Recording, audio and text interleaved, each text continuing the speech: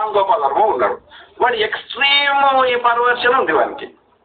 స్త్రీ అంటే ఒక డిఫరెంట్ ఉన్నది. It's a disorder. ఆమె కూడా అందరిలాగా ఒక స్త్రీ, ఒక మనిషేరా అయ్యా, ఆమెకు కూడా రోగం వస్తుంది, ఆమెకు కూడా జ్వరం వస్తుంది, ఆమెకు కూడా ఫీలింగ్స్ ఉంటాయి అన్న భావన లేకుండా ఆమెని ఒక శరీరంగానే చూస్తున్నాడు. అదొక డిజార్డర్. సో ఆయన ఏది ఇట్లాంటి డిజార్డర్ ఉన్న వాళ్ళు చాలా మంది ఉన్నారు సమాజంలో.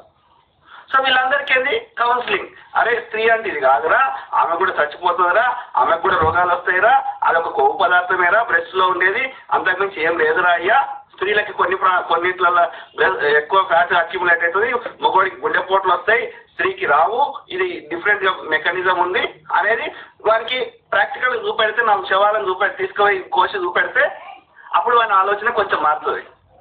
అర్థమైందా? సో ఒక మనిషికి ఆ ప్రేమ అనే శరీరానితో కాదు కదా ప్రేమ అనేది, మనిషికి ఉండే ఆ ఎమోషనల్ బంధం నుంచి వచ్చినప్పుడు అది వేరే లెవెల్ ఉంటుంది. అది శరీరం కాదు అది.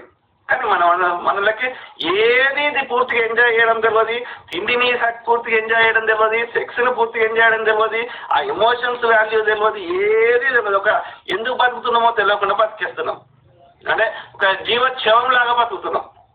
అందుకని 40-50 ఏళ్ళకే అడ్డమైన రోగాలు తెచ్చుకొని బీపీలు, షుగర్లు, మెంటల్ డిసీజెస్, రకరకాల రోగాలు తెచ్చుకొని 100 ఏళ్ళు ఆరోగ్యంగా బతకాల్సిన వాళ్ళం 50-60 ఏళ్ళ తర్వాత ఎప్పుడు చూస్తామో సాగు కోసం ఎదురు చూసుకుంటూ ఉండే దుస్థితికి